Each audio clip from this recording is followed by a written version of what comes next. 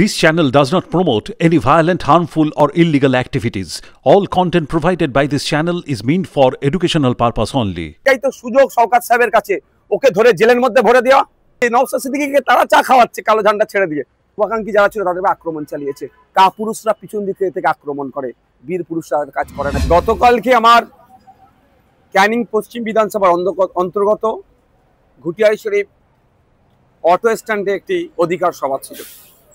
আমি যখন যাচ্ছিলাম সেই সময় যাওয়ার পথে ক্যানিং পূর্ব বিধানসভার অন্তর্গত নারায়ণপুর অঞ্চল, সম্ভবত অঞ্চলটির নাম, ওই অঞ্চলের দু জায়গায় আমাকে কালো পতাকা দেখানো হয়। আমাকে যখন কালো পতাকা দেখানো হচ্ছিল আমি গাড়িটা স্লো প্রথম করি, তারপর গাড়ি দাঁড় করিয়ে আমি জিজ্ঞাসা করার চেষ্টা করি যে কী কারণে কালো পতাকা দেখানো হচ্ছিল। অনেক চিৎকার চেঁচামেচি করছিল। এমন একে একে করলে সুবিধা হয়। তো কিছু লোকজন বললো যে আপনি যেখানে যাচ্ছেন তারা সব গেঁজা, এই ধরনের অনৈতিক কাজ করে, ব্যবসা করে, ডিলার সব আমাদের গ্রামের ছেলেদেরকে ধ্বংস করে দিচ্ছে। আমি বললাম আমি এই ধরনের যদি ঘটনা ঘটে আমি গিয়ে গাঁজার বিরুদ্ধে বলবো। তার মধ্যে যেহেতু আমার সময় স্বল্প হয়ে আসছিল আমার গাড়িটা আস্তে আস্তে আবার বার করে নিলাম। তার থেকে 1-150 মিটার কি একটু বেশি এসেই আবার বেশ কিছু রাস্তায় মহিলারাও প্ল্যাকার্ড নিয়ে কালো পতাকা নিয়ে দাঁড়িয়েছিল। আমি দাঁড়িয়ে গেলাম। আমি বললাম মা কি সমস্যা গো, কি হয়েছে, কালো পতাকা দেখাচ্ছ কেন? না আপনাকে আমরা শ্রদ্ধা করি, সম্মান করি, আমাদের অঞ্চলে আপনাকে স্বাগত জানাই, কিন্তু আপনি যেখানে যাচ্ছেন তারা কে জানেন? আমি না তো, কে তারা কারা? এ ধরনের কথাবার্তার আদান প্রদান হলো। তাদের বক্তব্য হচ্ছে যে আমার যারা প্রোগ্রাম অ্যারেঞ্জ করেছে তারা নাকি ওই ধরনের অনৈতিক কাজ করে, তা গাঁজা টাজা এই ধরনের সব ডিলার্স দিয়ে। আমি বললাম মা আমি যদি স্টেজে উঠে গাঁজার বিরুদ্ধে বলি তোমরা খুশি হবে তো? শুধু খুশি না, এটা বললাম আমি যদি মা স্টেজে উঠে গাঁজার বিরুদ্ধে বলি তাহলে আসবার সময় আমাকে চা খাওয়াবে তো? বললো হ্যাঁ। কারণ তারা বলছিল এই গাঁজাটা খেয়ে তাদের পরিবারের ছেলে পেলে পুরো ফ্যামিলি ধ্বংস হয়ে যাচ্ছে। সত্যিকারে খুবই খারাপ যে কথা বললো। আমি যথারীতি আমার প্রোগ্রাম স্থলে পৌঁছালাম। সময় স্বল্প ছিল, সন্ধ্যা হয়ে আসছিল আমাদের। ফলে আমি যে বক্তব্য দিয়েছি তার একটা বক্তব্যের অনেকটা অংশ জুড়ে গাঁজা, অনৈতিক কার্যকলাপের বিরুদ্ধে ছিল। ঘুটিয়ারি শরীফের মতো পবিত্র জায়গায় কোনো মতেই এই ধরনের অনৈতিক কাজ, গাঁজা ব্যবসা থেকে শুরু করে এগুলো চলতে দেওয়া যায় না। তার সাথে আমি এটাও বলেছি গাঁজা তার পশ্চিমবাংলা সে অর্থে চাষ হয় না, আসছে কোথা থেকে? বেশি শুনেছি নাকি উড়িষ্যার দিক থেকে আসে। তাহলে পশ্চিমবাংলায় গাঁজাগুলো কিভাবে ঢুকছে? এরা যদি ডিলারশিপ নিয়ে করে গাঁজাটা তাহলে ঢুকছে কি করে? নিশ্চিতভাবে রাজ্যের পুলিশ মন্ত্রীর দোষ আছে। তাহলে বড় ব্যবসায়ী কি হতে পারে? তখন মানুষ পাবলিক যে যার মতো উত্তর দিয়েছে। যাক, গাঁজার আমি তুমুল সমালোচনা করেছি। গাঁজা মুক্ত শুধু ঘুটিয়ারি শরীফটাই পশ্চিমবাংলায় গাঁজা মুক্ত করতে হবে।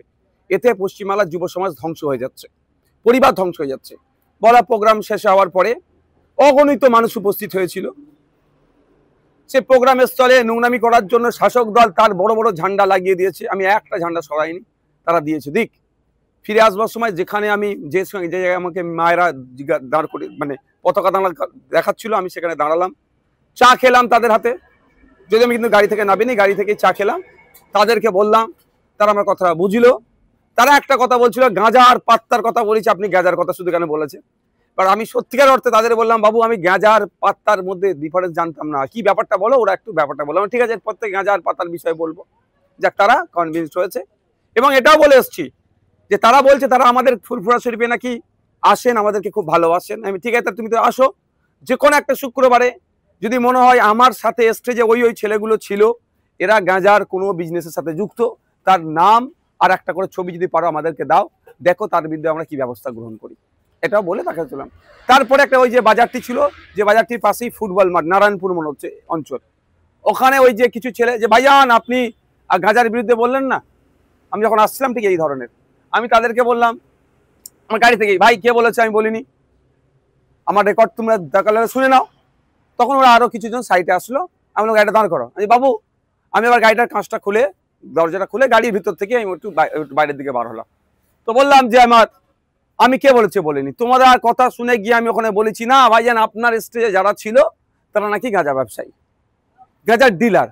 আমি বললাম বাবু আমি তো জানি না, তো তুমি আমার ডিটেলসটা দাও, তার বিরুদ্ধে কি ব্যবস্থা গ্রহণ করি দেখি, দেখো তোমরা।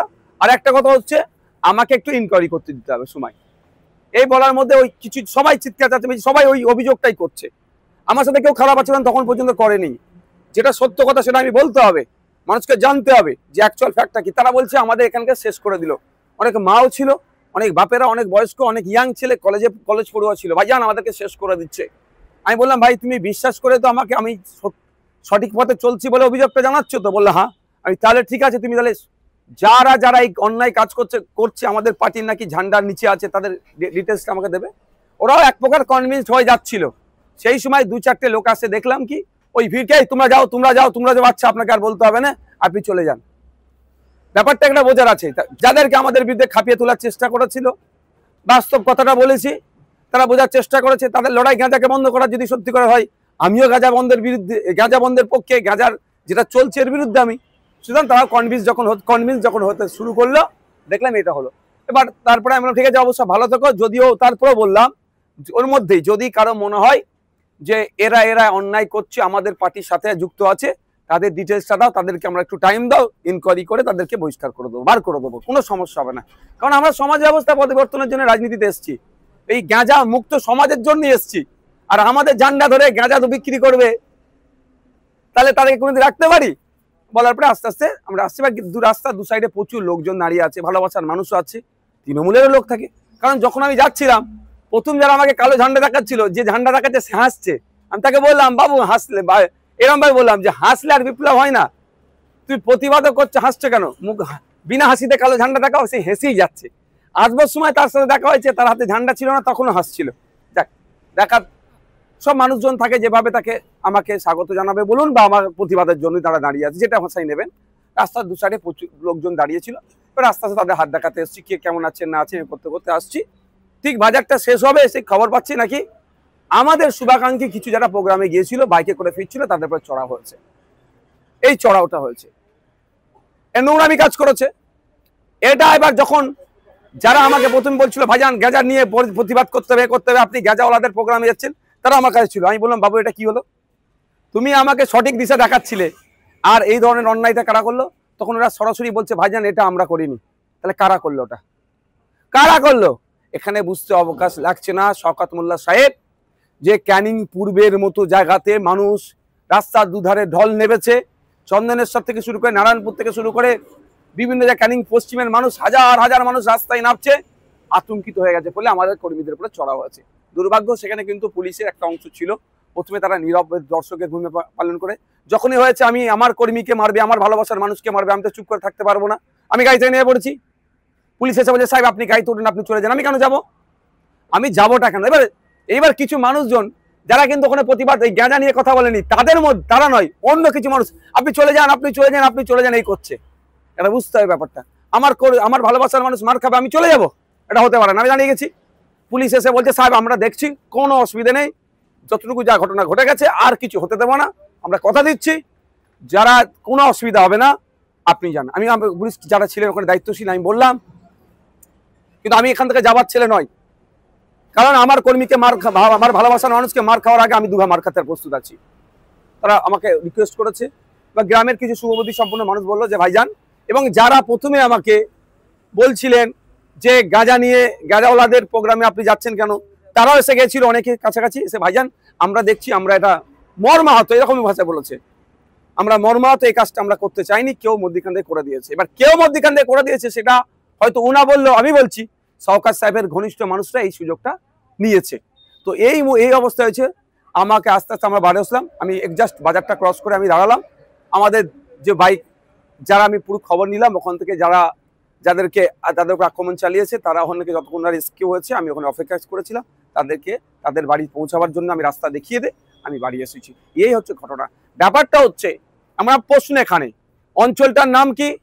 সম্ভবত নারায়ণপুর অঞ্চল। ওখানকার বিধায়ককে শওকত মোল্লা সাহেব, ওখানকার এমপি কে তৃণমূলের এমপি, ওখানকার প্রধানকে তৃণমূলের, ওখানকার জেলা পরিষদের সদস্যকে তৃণমূলের, ওখানে সমিতির সদস্যকে তৃণমূলের, ওখানকার নয় সারা রাজ্যের মুখ্যমন্ত্রী কি মমতা ব্যানার্জি। তাহলে গাঁজাটা বন্ধ করার দায়িত্ব কার? যদি প্রশ্ন আমার, যদি আইএসএফ এর ছত্রছায়া থেকে কেউ গাঁজা ডিলার করে, এইটাই তো সুযোগ শওকত সাহেবের কাছে, ওকে ধরে জেলের মধ্যে ভরে দেওয়া। তা করছে না কেন?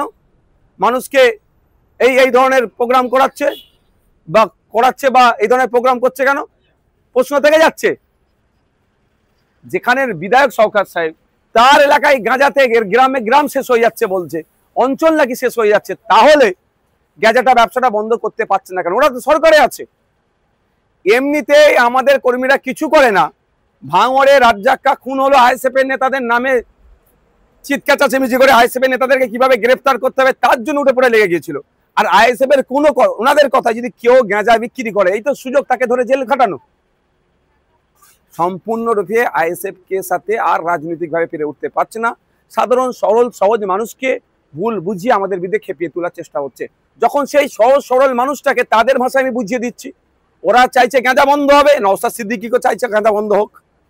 ওরা বলছে আপনি কেন গাঁজাওয়ালাদের প্রোগ্রামে গিয়েছেন? আমি বলছি গাঁজাওয়ালাদের প্রোগ্রামে কি আমি তো জানি না, আইএসএফ এর প্রোগ্রাম, কারা অ্যারেঞ্জ করেছে আইএসএফ এর নেতৃত্বরা। তারপরেও বলেছি আমি স্টেজে উঠে গাঁজার বিরুদ্ধে কঠোরভাবে বলবো এবং স্টেজে উঠে কঠোরভাবে প্রতিবাদ করেছি। ঘুটিয়ারি শরীফের মতো পবিত্র জায়গাতে কোনোভাবে গাঁজা এই ধরনের অন্যায় কাজকে প্রশ্রয় দেওয়া যাবে না, সারা রাজ্যের ক্ষেত্রে বলেছি। তাহলে স্বাভাবিকভাবে ওরা আমাকে যে কথা বলেছিল আমি স্টেজে উঠে যে সে কথা বলেছি। আর একটা কথা কি থাকলো যে আপনার নাকি যারা অ্যারেঞ্জ করেছে তাদের মধ্যে কয়েকজন নাকি গাঁজার ডিলার, সেটাও বলেছি তাদের পার্টিকুলার যাও, আমি ইনকোয়ারি করে দেখবো, যদি হয় পার্টি থেকে বার করে দেবো। তাহলে সাধারণ মানুষ বলুন বা তৃণমূল যাদেরকে বুঝিয়ে নিয়ে এসেছিল বলুন, তারা আমার কথাতে তারা স্যাটিসফাইড হয়ে গেছে, আমার কথাতে তারা ভরসা পেয়েছে। যখনই ভরসা পাচ্ছে তখন তৃণমূল দেখছে আরে কি করতে গেলাম তার তো উল্টো হয়ে গেল, করতে গেলাম নওশাদ সিদ্দিকীর বিরুদ্ধে খাপিয়ে তুলবো, আবার নওশাদ সিদ্দিকী তাদের হাতে চা খাচ্ছে, নওশাদ সিদ্দিকীকে তারা চা খাওয়াচ্ছে কালো ঝান্ডা ছেড়ে দিয়ে। এই জন্যই তারা হয়তো পিছন দিক থেকে, আমি যখন পার হয়ে যাচ্ছিলাম আমার কিছু বাইক আরোহী শুভাকাঙ্ক্ষী যারা ছিল তাদের আক্রমণ চালিয়েছে। কাপুরুষরা পিছন দিক থেকে আক্রমণ করে, বীর পুরুষরা কাজ করে না, বীর পুরুষরা সামনে থেকে লড়াই করে। আমি আবারও বলছি ঘুরিয়ারি শরীফ না, সারা রাজ্যের গাঁজা বন্ধ করতে হবে, কোনোভাবে গাঁজা পশ্চিমবাংলায় চলবে না। আর পশ্চিমবাংলায় গাঁজা আসছে কেন? সব থেকে দায়ী মমতা ব্যানার্জি। মমতা ব্যানার্জি রাজ্যের মুখ্যমন্ত্রী, পুলিশ মন্ত্রী, সে থাকার পরেও কেন এলাকায় গাঁজা ঢুকবে? যদি এরা গাঁজা ডিলার হয় তাহলে গাঁজার তাহলে ওয়েস্ট বেঙ্গলের জন্য কে দায়িত্ব নিয়েছে গাঁজা সাপ্লাইয়ের? এই প্রশ্নটা আমি সাধারণ মানুষের উদ্দেশ্যে ছেড়ে দিলাম।